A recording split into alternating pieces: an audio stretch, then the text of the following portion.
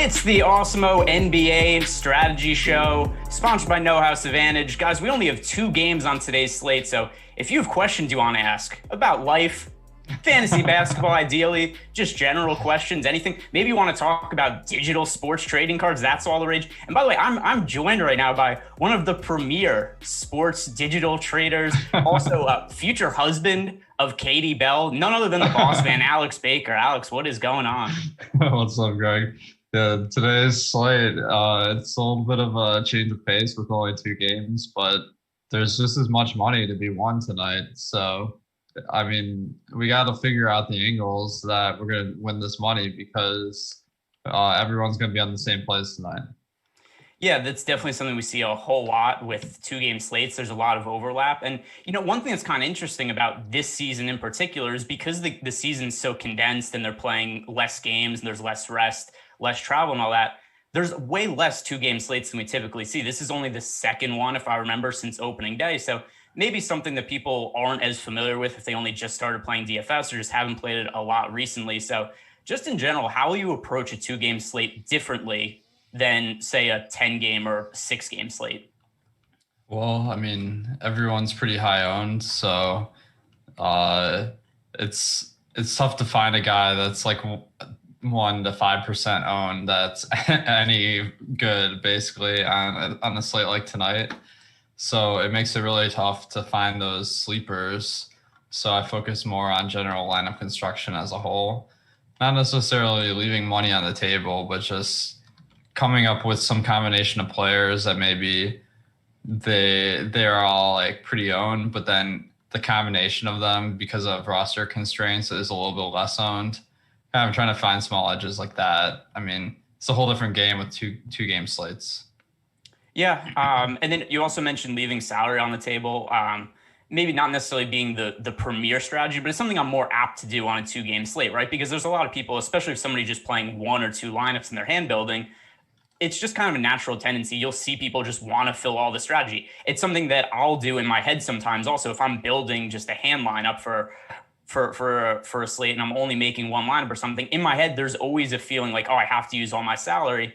And that's something that you don't really always have to do, especially because if there's a cheaper guy who projects somewhat similarly to a guy who's, say, $1,000 more expensive, at least for a 2-game slate, you have a better chance of having a unique lineup that isn't duped as often. Everything's going to be somewhat duped most likely, but at least you have less dupes if you leave salary on the table. So that is something that I'll keep in mind also. And guys, don't forget, come ask us some questions here because once again, only 2 games. We've got time to fill. There's no way we're going to be able to fill an hour just talking about 2 games. And if we want to fill as much time as possible, we could definitely get to some questions about anything. Like I said, any life. About the leaving salary on the table because I feel like it's very site specific, the strategy. I think it's a much better strategy on FanDuel where because of the roster constraints, there's a lot less options at each position. So like if you leave 1K on the table, there's fewer players that each guy in your lineup has to beat because there are just less ways to spend that money. Whereas if you leave it 1K on the table on DraftKings, let's say you have Darius Baisley in the flex.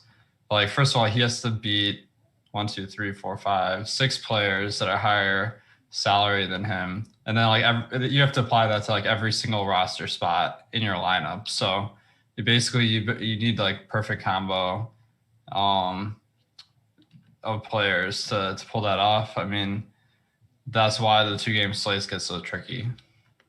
Yeah, and I totally agree with you, especially if you look at like the center position on FanDuel as an example. We've got Nikola Jokic, Rudy Gobert, Steven Adams, all viable plays. And then you drop down to like Derek Favors at 4,200, Jackson Hayes at 4,000. So you really get to a point where just the players drop off so dramatically where you can make a case there's 3 viable center options in terms of actually viable. And then after that, you're just kind of taking chances on other guys. So the point's definitely taken that if you're playing on FanDuel and leaving salary on the table, even upwards of, $1,000, $2,000, it makes sense because, like you said, there's only so many guys to beat out, and at some positions, it's literally like 3 guys at some positions to beat out. So let's start talking about some of the games. As people have questions, we could dive into those as well. First game on the slate, the Denver Nuggets taking on the Oklahoma City Thunder. Nuggets favored by 9 points, a 220.5 point total. So one thing I think we have to talk about here to start with is Nikola Jokic, because he's obviously the guy who's going to project as the overall top scorer on the slate. But also with this being a 2-game slate, at least in initial builds I'm doing, unless something changes in terms of news, there's not that much value. And I found it a little hard to fit Nikola Jokic into lineups, at least not at a rate that I actually wanted to. And I feel that at least how this slate sets up now, there's a pretty big opportunity cost just trying to jam Jokic in everywhere. Do you feel the same to me, or are you willing to just try to play Jokic anyway even with the lack of some of the value on the slate? Yeah, I mean, today's slate has very little value, as you're saying. And part of that, like on New Orleans, for instance, we have a player coming back from injury. So it's like even worse than a normal day, as well as Utah, where Joe Ingles could be coming back. So that just creates two teams that basically have no value options. Denver, I guess Michael Porter Jr. remains out. Oklahoma City, Al Horford remains out. So there's some guys that don't quite normally get as much burn that are getting run. Guys like PJ Dozier, JaMychal Green. And then on Oklahoma City, like Roby and Muscala and Kenrich Williams. But they've all gotten their price bumped up because this situation has been the same for a few days. So going back to the original question, yeah, like Jokic looks like a great individual play at 11K, but then you're having to get guys like PJ Dozier in your lineup that are very unlikely to succeed.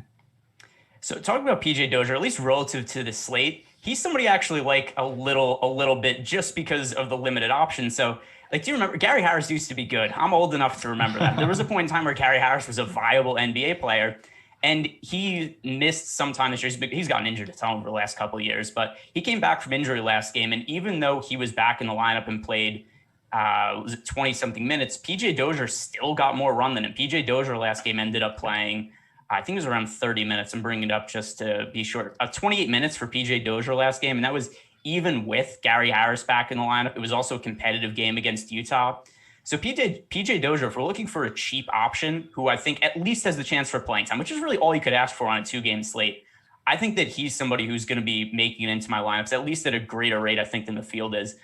Do you have any confidence in those minutes for PJ Dozier? And do you think what he did last game in terms of playing 28 minutes is something that's repeatable? It's definitely repeatable. I mean, whenever a player gets going, they're going to get the minutes kind of fed to them by the coach. But looking at this particular game where it was Denver versus Utah, Gary Harris picked up 2 fouls in the first 6 minutes. Then in the third quarter, he picked up 2 more fouls. So he was limited a little bit due to foul trouble, which directly benefited PJ Dozier, who came in for him. So, I mean, Gary Harris isn't the guy that's very foul prone, if I remember correctly. Shooting guards usually aren't, but I'm pulling it up. 2.5 fouls per 36. So it's pretty unlikely he will get in foul trouble on any given night. But PJ Dozier, he's averaged 23 minutes a game over the last 5. The one thing is I kind of remembered PJ Dozier as being this high energy guy off the bench from the bubble, but this year that really hasn't been the case. He's only had 14.4% usage compared to 20% last year, a 10% assist percentage compared to 21% last year. The one stat where he's really upped his game is the rebounding, where his rebounds are up about 50% on the defensive end. But his permanent production this year appears to be a little bit worse than it was last year. Yeah, and it is definitely not somebody I would be, even if it was like a 4-game slate. I don't think I'd be considering PJ Dozier. But here we are. We've got 2 games. There's only so many cheap options. Is there anybody else from Denver that stands out to you? I mean, it's hard to really say that anybody stands. It's also hard to just not talk about a 2-game slate and recommend everybody as a play. But the reality is that everybody is in play. The only guys who aren't are the guys who literally aren't in the rotation. So are there any players that you think maybe could be going overlooked from the Denver side? Well, I think, JaMychal Green is always an interesting candidate to talk about. His minutes have been really weird because a few games he's backed up Paul Millsap. Millsap's only averaged 24 minutes a game on the season. So that opens up JaMychal Green to big minutes. But then we look at last game, and JaMychal Green mostly backed up Jokic, so his minutes were a lot lower. Isaiah Hartenstein barely played in that game. I guess he backed up Millsap and Jokic. I don't want to misspeak, but neither Millsap nor JaMychal Green was in the closing lineup. It was PJ Dozier, so that kind of squeezed him out of the minutes last game. But he has averaged 23 a game over the last 5. And then his usage this year, it's like the opposite of PJ Dozier, where you take him, he was on the Clippers last year, if I remember right, and very secondary option. His usage percentage was only 13%. Totally new team. Now he's at 21% usage. So he's actually a pretty good per minute guy. And since he's backing up Millsap and Jokic, there's a little bit more path to him getting the minutes, but still can't feel very confident on any individual night of pegging a good JaMychal Green performance. No, not at all. And on the other side of the game, we've got plenty of Oklahoma City Thunder players who I'm not sure that we could really feel great about their individual performances. We do have Al Horford, who's away from the team. I'm pretty sure it's for a personal issue. Without him in there, we've had Isaiah Roby starting. Now, Roby, to this point, he's performed pretty well as a starter. The difference with this slate compared to other slates, though, is any other time we had the opportunity to roster Isaiah Roby, he was like a 3,000 guy, or was somebody who was close to the bare minimum. Not really the case anymore. So Roby at his price point, still on the cheaper end, and he's going to start. So I think that he is going to be in play. You have to worry a little bit about Jokic potentially getting him in foul trouble. It seems to be an issue that Roby's had, is staying on the court and not fouling. But with that said, with the price raise on Isaiah Roby, do you still think he makes for a good play, or are there other guys in the front court you're going to be looking at from Oklahoma City? Yeah, I think Roby is a very solid play. Probably the best value on the slate, just because, he's a starting center that's 4K, and the guy backing him up is Mike Muscala, a guy that the Oklahoma City Thunder really don't have any reason to play him other than they need someone on the court. So Isaiah Roby's more of a prospect. It's the second year. Really didn't play last year, but he's only 22 years old. More of a power forward than a center, so it's kind of intriguing that they're starting him at center. But yeah, I think the matchup's really scary versus Jokic, where he could pick up a lot of fouls.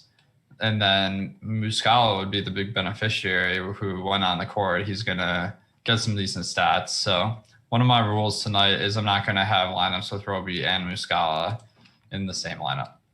Yeah, I like that. And that was actually something I was going to bring up to you next, because I think that makes a whole lot of sense, because number one, they're not going to share the court together. We've seen that so far when these guys play, is that generally it's going to be either Isaiah Roby or Mike Muscala playing the center minutes. I definitely think that Isaiah Roby is the priority there, but I also think it makes sense you get some exposure to Mike Muscala. And then how much exposure I want to get to Mike Muscala is probably going to depend on what the ownership is for Isaiah Roby, because if Roby is ultra popular, then there's going to be a thing where I'll say hey, you know what? I'm willing to get 15% exposure or something like that to Mike Muscala. It might not seem like a huge number, but something like that is probably going to end up being overweight to the field by the time the dust settles on ownership. And that'll be a nice little leverage play if Roby gets into foul trouble. Do you feel similarly? So are you going to base how much Muscala ownership you're willing to get based on the Roby ownership? Well, here's the tricky part, is we have to kind of ascertain what are the chances of foul trouble. So Isaiah Roby, he's averaged 4.7 fouls per 36. That's pretty high, but it's nowhere near the levels of a lot of centers like Precious Achiuwa, who was chalk for a few days. He's at 5.5 fouls per 36. The more that climbs, the fewer minutes that you can project a player for, the higher chance of the foul trouble. So I think that Muscala is a good pivot, but based on my projection of 27 minutes on the site, we have this boom bust tool. So it will give you the chance that a player will be in the optimal lineup. We have that as about 51%, which is very comparable with his ownership of 49% on DraftKings. On FanDuel, 37% versus 36%. So there's really nothing there. So I think he's a very solid play tonight, Roby. Muscala is a good pivot as well, but I don't see myself taking a huge stand one way or the other. Nothing more exciting than going through it, having a long conversation, and realize, this guy's about a neutral play. That's which also ends up happening a whole bunch. So somebody who I have gotten to a ton this year, I don't think there's been a single Thunder slate this year that I've not been overweight to the field on Shai Gilgeous-Alexander. This could be one of the first slates, at least on DraftKings. FanDuel still looks pretty solid at 8,600, but at 8,700 on DraftKings, I'm finding it a little difficult to get up to SGA. There's guys like Zion's less expensive than him. Donovan Mitchell's less expensive than him. He's in the same price range as somebody like Brandon Ingram, who I think is probably going to end up being somebody that I want to get to a little bit more than SGA. So in terms of Shai Gilgeous-Alexander, are you like me? Have you just rostered him a ton this season? Definitely, yeah. His salary started off real low because of all these blowouts Oklahoma City was in. But blowouts, even for a bad NBA team like Oklahoma City, shouldn't be that common. I have this game at about a 15% blowout risk. His usage and assist rate has been huge this year, way better than when he was playing alongside Chris Paul. So I think he's one of the better fantasy producers on one of these bad teams, So I think he's a very solid fantasy player. But tonight, you're right, they really jacked up the price on DraftKings. You're going to have to really make sacrifices to get Shai Gilgeous-Alexander in there. So I think he's just in play, but not really a standout option. Yeah, that's how I feel too. It's different on FanDuel just because the shooting guard options, there's literally like 6 guys that are viable options, and he just makes it into mix that. And generally the salary constraints not as restrictive on FanDuel, so I found it a little easier to get to him. DraftKings, it's tough, and not somebody who I was really easily able to fit in. One other guy who I want to ask you about is a potential value play, George Hill, because he's somebody who started the year as a mega chalk play. I think if I remember the first slate of the season, he was like the second or third highest owned value play. And what's happened since then with George Hill is he's still been relatively popular sometimes. However, the usage hasn't been there for him. The minutes also haven't been there, although they've kind of generally crept up a little bit because he was somebody who's playing like 24, 25 minutes to open the season. Now he's playing around 28. That's what I expect from him on this slate. Played 33 last game, but that was also an overtime game. But this is also different because on DraftKings, where we are really starved for value and George Hill is at 4,300, I actually think that even though he's somebody I've been concerned about the playing time with, one of my favorite value plays on DraftKings for today. Do you feel similarly about George Hill? Yeah, definitely. George Hill, he's had pretty good per minute numbers. The one thing is the minutes just haven't really been there. They haven't run. They brought in 2 vets in the offseason, George Hill and Isaiah Roby. Not Isaiah Roby. I don't know why I said him. George Hill and Al Horford. So I was expecting big things from both of them because they're going to these really bad teams where they should be able to have a bigger role because George Hill came from Milwaukee, but the minutes really haven't been there. I guess it's because they've been wanting to develop this guy, Theo Maledon, off the bench, who's seen about 20 minutes a game. That does leave room for George Hill to play 28 on a good day. So I think he's a solid play. You're going to need guys at that price tag that you can count on producing at least 20 points, which I feel like is a reasonable expectation for George Hill because there just aren't very many cheap guys below 4K that have any value. So I think George Hill is a solid play tonight. So mentioning Theo Maledon in there, he doesn't have much upside, but if you look at his box scores, he's been pretty consistently around 14 to 16 DraftKings points per game. Not playing the biggest minutes in the world, but just considering that George Hill is probably going to end up being a pretty popular play on this slate, at least on DraftKings, do you think that there's any value in making a pivot to Theo Maledon, just like how we're considering a potential pivot to Mike Muscala off of Isaiah Roby? So Maledon is about a 0.66 fantasy points per minute guy on the season. So now that I'm digging into these numbers, it looks like his turnover percent has been quite high. That's a little bit of a variant stat, so I wouldn't count on that. But the usage, 18.3%, assist percent, 22%. Those are good. The rebounding is very lackluster, so you're gonna need him to to play a good amount of minutes to get there. So, I mean, like compared to the alternatives, I feel like decent about him, where like he's the same price as like Jackson Hayes and Kenrich Williams. And on the boom bust tool, we have him as about a 7.4% chance of being in the optimal lineup compared to 8% ownership. So that looks solid. I mean, he's a guy when just looking at the projection and the price, I'm like, hell no. But then like in the context of the slate, I'm like, hey, maybe. So, and here's the situation where it works out, right? Because at 3,500 on a typical slate, you're looking for that guy to be somebody who scores, like 25 fantasy points or something like that on DraftKings to really end up in the optimal lineup. But let's say that Nikola Jokic goes out and puts up a triple-double. Not a crazy proposition. It's what he's averaging for the season. Let's say we get one of those 70 fantasy point games out of Jokic. You start to look at some of these cheap guys, and basically they all suck, right? It's very likely that none of them are going to have good games. But if Jokic really goes off and has a ceiling game, then you might be in a situation where getting 13 or 14 points out of somebody like Maladon is enough to end up in the optimal lineup. So I really think rostering somebody like Maladon probably has less to do with him.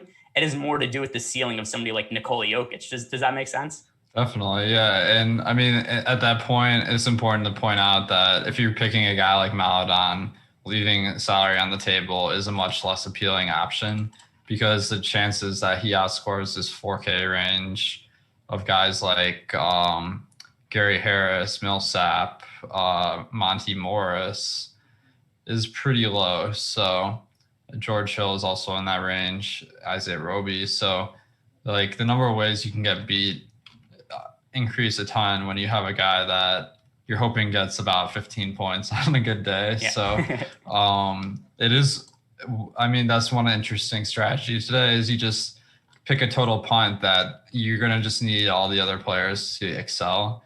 So that like makes it the optimal lineup.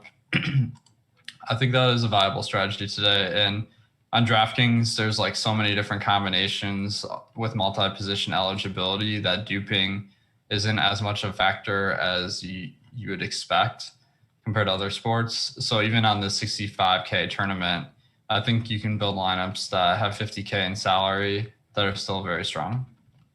And are there any other players on Oklahoma City that you think bear mentioning before we move on? Well, I guess Hamidou Diallo, he's a high upside guy. Lou Dort is someone I'd probably avoid because his price has just gone up. He's not a very great fantasy producer. I guess some of the new guys in the rotation are kind of intriguing, like Alexei Pokachevsky, but he saw his minutes kind of curtail the last game because of Kenrich Williams, who is not a very good permanent producer. So the long answer is no. Yeah. Yeah, and by the way, you did pronounce Pokashevsky correctly, at least to my knowledge. That's how I've been saying his name. We could be totally wrong, though, and I don't think anybody will be here to correct us because I don't think anybody else knows how to pronounce it either. So that will do it for the first game on the slate. Guys, today's show is sponsored by No House Advantage, taking a different spin on daily fantasy sports by offering player prop contests across the NBA, MLB, NFL, and PGA. This is an exclusively peer-to-peer platform. Levels the playing field, makes it easier to win real cash compared to your traditional DFS sites. And the best part is that you could join for free today. Download the No House Advantage app and check out the daily prop contest without having to deposit a dime. And then when you're all ready to make your first deposit, No House Advantage will match you up to $20 in free play when you use the promo code Awesemo. Refer a friend and get $5 more after their first deposit. Beat your friends, not the house. Win big with player props today. So I wrote down here a couple of player props that stood out to me, and that will also transition us to the next game. The first one, this looked pretty high to me. Brandon Ingram over under 24.5 points. Brandon Ingram already, I'll take the L on a lot of things across players that have made evaluations on. Brandon Ingram being one of them. He's somebody who I never thought was going to be like a high-level all-star type prospect. He's that and then some right now. But with that said, this is a tough matchup for him going up against the Jazz. I kind of do expect with Zion Williamson back in the lineup and playing extended minutes at some point that's going to impact Brandon Ingram's usage this year, at least a little bit compared to last year. So the 24.5 prop, that looks a little bit high to me. Would you agree or disagree with that assessment? Yeah, I think so on the projections, you can pull up my projection stats if you're betting at home and kind of see where I'm at. In basketball, it's pretty normally distributed, so the projection should correlate with the line pretty closely. I agree with your assessment that Ingram's prop is too high. I think all the factors, like he's been a little bit, the line has been a little bit injured recently, but now it's back to full strength. That should decrease his opportunities a little bit. I think that he should be more in the 22 to 23 range, not 24. So that is a good enough edge to bet in NBA props. And then one other player, we just mentioned him, Nikola Jokic, who it's pretty hard to get to him like we talked about on traditional DFS sites. A little bit different on No House Advantage. We're just looking at the props. His assist prop at 7.5 for a guy who's averaging a triple-double this year. I understand the Pelicans defense has been much stronger this year than it has been in previous years. But given the assist totals that we've seen from Nikola Jokic so far, I'm leaning towards the over on the 7.5 assist prop. Which way do you go on that number? Yeah, I think the over is pretty solid. I mean, we're comparing it to how many assists he's averaged a game as kind of our baseline, because that shouldn't change a lot from night to night. He's averaged 10 assists per game. So it seems like they're lowballing him at 7.5 assists per 30 per game are something that should level off pretty quickly as far as variance. So I think that prop on No House Advantage, feel pretty good about the over. All right, so let's launch into our next game here. We have the Utah Jazz as 6-point favorites taking on the New Orleans Pelicans, only a 218 total. One thing that has been a pretty big difference this year with New Orleans is compared to last year. I think we could attribute this to a coaching change, where last year Alvin Gentry was the coach. They were one of the fastest paced teams in the league. They're also one of the weaker defenses in the league. This year, playing at a slow pace and a much stronger defense. So that has impacted some fantasy outings against them. Definitely gave me a little bit of a hard time in terms of projecting opponents against the Pelicans to open the year, just because it's always hard when, for me at least, when there's that adjustment period where a team is so radically different from one year to the next year. Another one we've seen is the Cleveland Cavaliers, who literally finished dead last in the league in defensive efficiency last year. Now they're near the top of the league. So it's always a thing where I think we have to see a few games, let it play out to see how it works. And definitely it appears that the Pelicans are not nearly the same strength of fantasy opponent this year as they were last year. But with that said, no choice but to target them when we only have 2 games to choose from. The key injury news here, Joe Ingles is questionable to play. He's missed the last few games with an Achilles injury, still questionable. So let's start with Joe Ingles. If he's in, what would you make of him as a fantasy option?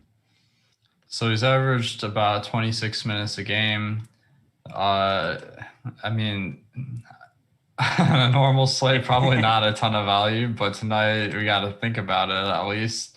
The price on FanDuel is much better at 4,400 than DraftKings at 5K. I mean, he's not a great permanent producer. I guess the minutes are kind of limited too, because he's basically spelling Conley and Mitchell, 2 of the better players in the league,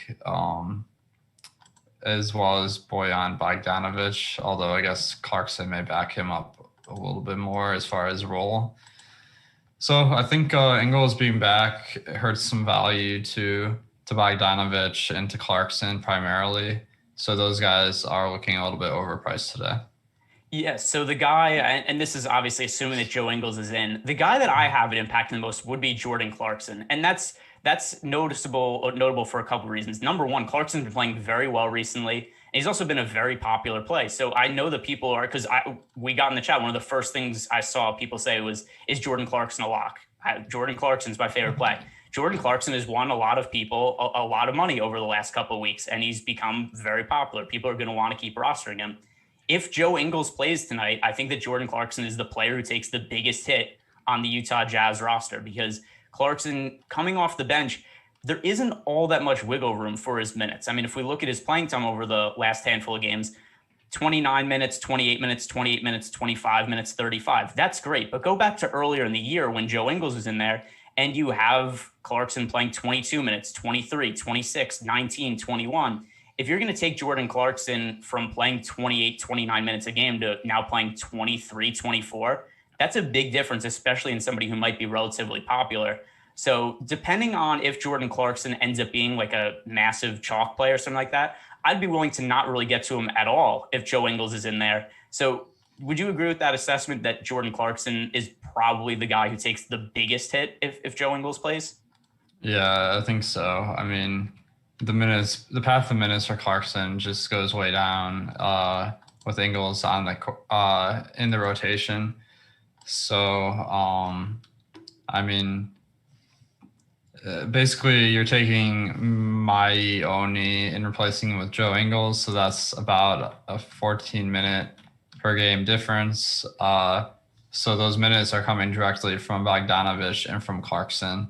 Since he has been on a hot streak recently, he's been seeing his price go up to unheard of levels. And I mean, there's a outside chance that he could get hot on any given night, but he doesn't really get assists or rebounds to any major extent. So I think he'd probably be one of the weaker plays on today's slate if Ingles plays.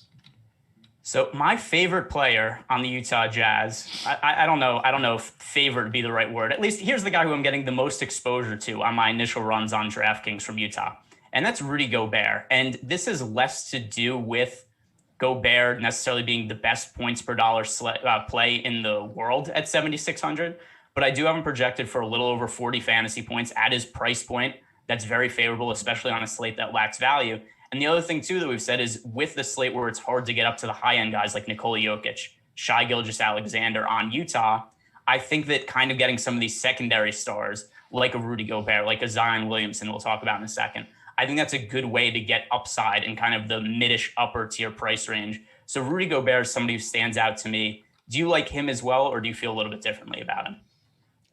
I think, I mean, he looks to be a pretty solid play. The matchup versus New Orleans, not anything to really move the needle one way or the other, but they do get blocked at a higher rate than average, which is playing into Gobert's skill set.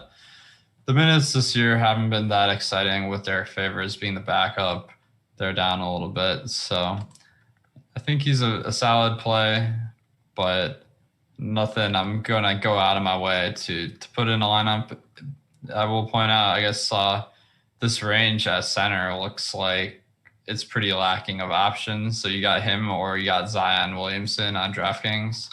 On FanDuel, there is no center within like 3K of salary. So like there's a very good argument to just throwing him in there. Yeah, there's, like I said at the top, we've Nikola Jokic, 11,500 on FanDuel. Then there's Rudy Gobert at 8,500. Then we've got Steven Adams at 5,800. And then we've got Al Horford, who's out. Derek Favors is playing limited minutes at 4,200. And then you just got bench guys. And Derek Favors also one of those bench guys, but at least a more notable bench guy than some of the other ones. So FanDuel, I kind of feel like playing the center position is almost going to be like fill out the rest of your roster. And then however much salary you have left over is the center you play. Because that's just kind of how it shakes out with there being such big price gaps in between the centers. Other guys on the Utah Jazz, at least on FanDuel, I find it hard to not get a lot of Donovan Mitchell just because of the relative lack of shooting guard options. In terms of forward play, I think that Bojan Bogdanovic offers some value at 5,300 on DraftKings. And then on FanDuel, he is at, where is his price on FanDuel? He is 5,000 on FanDuel. So one of the better cheap small forward options.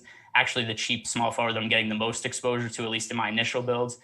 So Utah Jazz, what do you think about Bojan Bogdanovic? Is he a good play for this slate? Because he's standing out to me as one of my favorite value options. So I think Bogdanovic this year has seen his role change a pretty decent amount, where last year Utah's offense ran the pick and roll with him as one of the main guys a lot. His usage last year was 25%. This year is down to 20%. And so the ball's in his hands a lot less than we're accustomed to from previous years. And then the rebounding and assists have never been that good. So it's just a question, does he get the minutes? I think he was getting a few extra minutes with Ingles on the inactive list. So now that I'm kind of taking those minutes back to a season average of 30, I think he's a pretty risky play. I might just try to spend down in the 4K range to guys that are playing similar minutes that are just a bit cheaper. Okay, I think that makes sense. And And that might be enough for me to reevaluate how I view Bojan Bogdanovic on this slate a little bit. It's just so hard to find value. And it's just anybody who's relatively cheap that I think is going to play around 30 minutes. I'm like, I want to get exposure to that guy. And then most of them are going to probably end up sucking anyway. Other Jazz guys, what are you doing with somebody like Mike Conley, who at this point I think is a little bit overpriced? He looks miles better this year than he did last year with Utah. I think there was a period last year, there was a couple things that were going on that I think led him to struggle in his first year with the Jazz. First, he only averaged around 25 fantasy points per game. That was the least he's averaged in a very long time. A guy who's never an all-star, but kind of the next tier below of that player during all his time in Memphis. The other thing, too, to consider with Conley last year, so not only was he adjusting to a new team, but he injured his hamstring earlier in the season, came back with a minutes restriction, then immediately got re-injured, then came back and then was also a little bit restricted when he came back the second time. So there's a lot of reasons to think that Mike Conley's production last year was not necessarily a result of him being washed, but just kind of circumstances of injury and then everything else to him adjusting to a new team.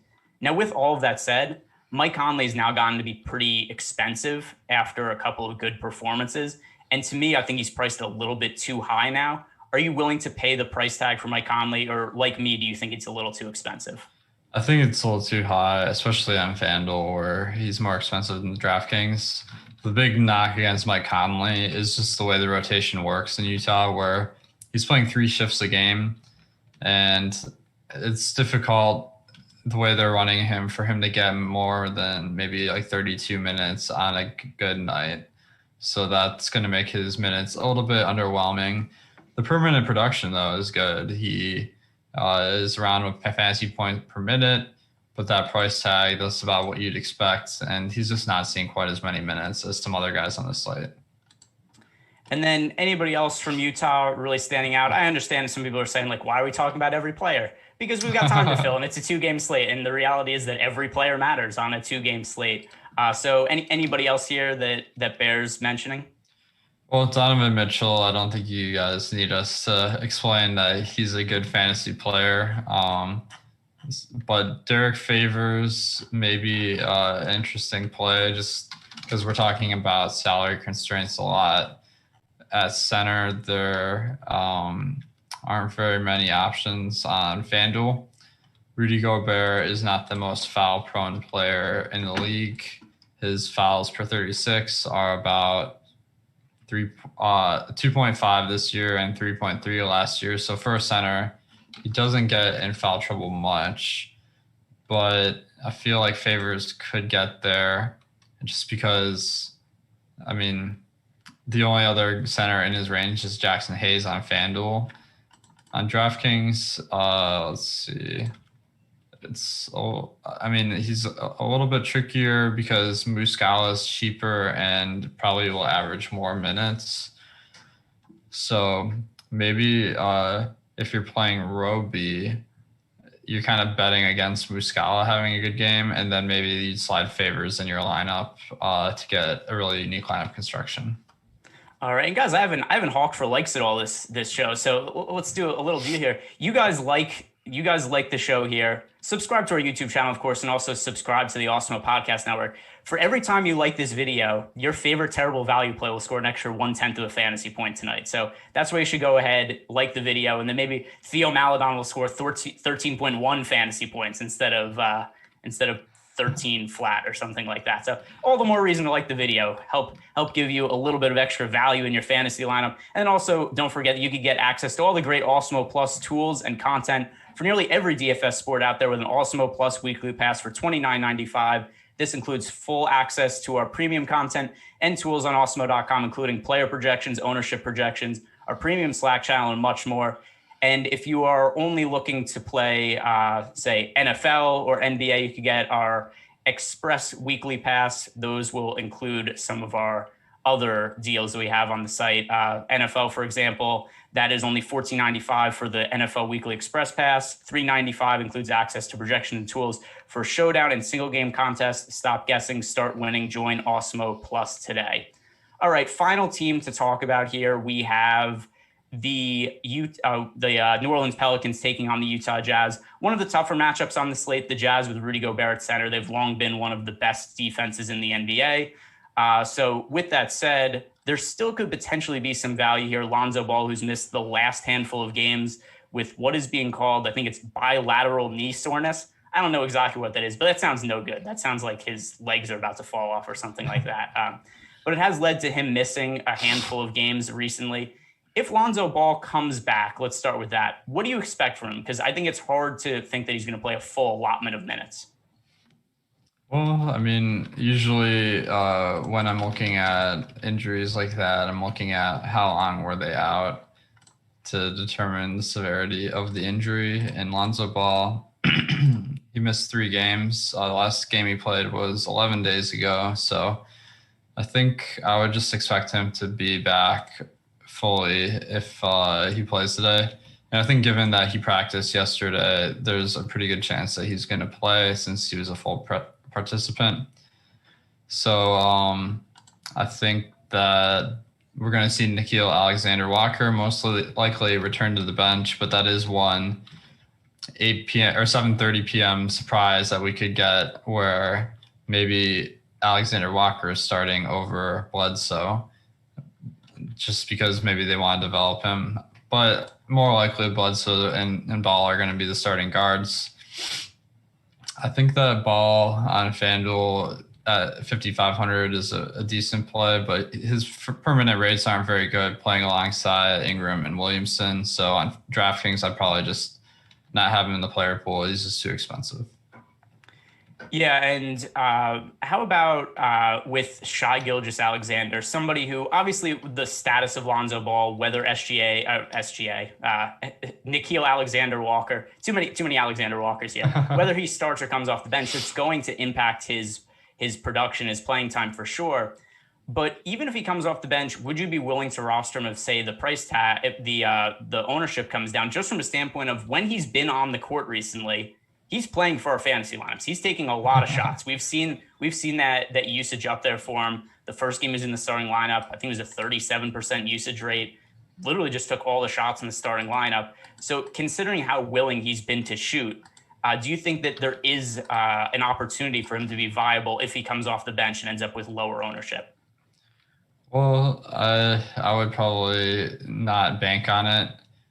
And I mean, his results have been pretty much all over the place coming off the bench for the first 9 games of the season, anywhere from 0 to 26 minutes. So like there's a wide range there. But the price of 5,400 on DraftKings at 4,900, when I'm kind of projecting somewhere averaging around 20 minutes, is just a little bit too high. We got to keep in mind he's competing for minutes with guys like JJ Redick and Eric Bledsoe, and Josh Hart, who are probably a little bit better overall players, even though Alexander Walker has a decent offensive skill set. Let's talk about some of the high-end options for this slate from the Pelican side. We've got Brandon Ingram and Zion Williamson. Zion's interesting to me because I thought he was going to just absolutely crush the season. I thought he was going to come out and be somebody who's going to play, especially opening week. He had back-to-back games where he played 38 minutes, and I just thought, like, boy, Zion Williamson at 38 minutes per game, he's just going to annihilate everybody. Obviously, he's not going to be able to do that every slate just because he gets into foul trouble sometimes. Sometimes there's other factors that also are at play. He's been a little underwhelming from a fantasy perspective for me, at least relative to expectations. But on this kind of slate, a short slate where he's not all that expensive, I still think the ceiling is there, even if we haven't quite seen it yet this year. So Zion's definitely somebody that I'm willing to take a lot of chances on. And frankly, actually, for the price tag on DraftKings, I slightly prefer him to Brandon Ingram, even though Ingram has been the better fantasy producer this year, just because the few $100s of salary savings really comes up big, I think, for this slate. So comparing Zion to somebody like Brandon Ingram, are you with me where you think that Zion's a better play for this particular slate? Yeah, I think Zion is better on DraftKings than Brandon Ingram, mostly because Ingram in the past few games hasn't had to play alongside Bledsoe and Ball. That was going to be a huge benefit for his assist numbers because that left him as the only ball handler on the team. Now with the potential of them both being back, his ball handling is going to be a little bit more limited. And I think that Zion Williamson is less affected by the other guys being back because He's a high usage guy and gets a lot of rebounds, but assists aren't really his game. And then other guys on the Pelicans roster, I guess we have to talk about Steven Adams, particularly on FanDuel, because like we said, there's only a handful of viable center options on FanDuel. I think Steven Adams is somebody I'm going to get to a decent amount just based on the fact that he's the one cheap viable center. He's also meshed with Zion way better than I was expecting. I thought the fit with Steven Adams and Zion Williamson was going to be really wonky, but instead, Steven Adams has played relatively well this year. His assist rate has been decent. He's been making plays on offense. We randomly saw him get a triple-double, which was one of the odder triple-doubles I could ever remember, playing against his old team in the Oklahoma City Thunder about a couple of weeks ago. So Steven Adams, I actually think for his price is probably going to end up being my favorite center play on FanDuel. What do you make of Steven Adams on this slate? Yeah, I think he's really solid. I mean, he has seen his minutes go up a lot going from Oklahoma City to New Orleans. Last year, he only averaged 27 minutes a game. This year at 31, so they're really running him out there a lot. He's never really been a great rebounder for center position because he lets some of the other guys get the boards. But he does contribute a little bit in assists. The usage is kind of whatever. So solid play. I think the price is right. And there aren't very many other centers in that range. So he makes a really good lineup construction play. All right. And then any other players on the Pelicans we want to bring up? I actually think this is probably the worst team to find value on, just especially if Lonzo Ball comes back, because then you've got him soaking up minutes, and then you've got other guys who have been made more expensive during his time off. So I think this is one of the harder teams to roster. Are there any other players from the Pelicans that we have not mentioned that you think we should bring up? Josh Hart is somewhat interesting, at least on FanDuel, because it doesn't really matter if he starts or not. He's averaged 29 minutes a game over the year. So maybe if he's at 27, that's still enough at 4,700 to maybe take a shot. But, man, I'm not seeing much either. I think that Lonzo Ball potentially being back would hurt JJ Redick, who has only averaged 22 minutes a game this year. That's not very many for 4K, so I'm not seeing very many cheapies on this team. All right, so if anybody has any questions, get them in now or forever be held silent, because we are just about done with the show, and we've talked about these two games in depth way more than I thought was going to be possible. We've covered the ins and outs of the rotations of every single one of these teams.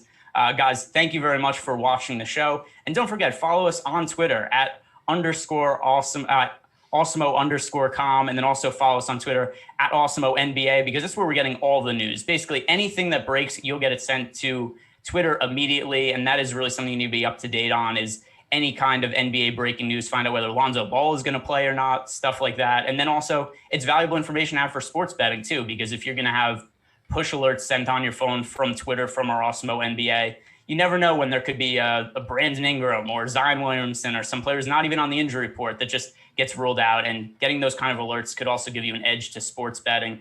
So definitely keep that in mind. Follow us on Twitter, and also like the video, subscribe to the YouTube channel, subscribe to the podcast network, because we have got plenty of more shows coming up today. We have got NBA Live Before Lock later in the day. We've got the PGA Strategy Show, the NHL Strategy Show, NBA Deeper Dive, and UFC Live Before Lock. We've got everything covered today, a little bit of everything. So you want to subscribe to the channel so you know exactly when all that goes live. Jordan, that's going to do it for us today. So hit the music and play us out.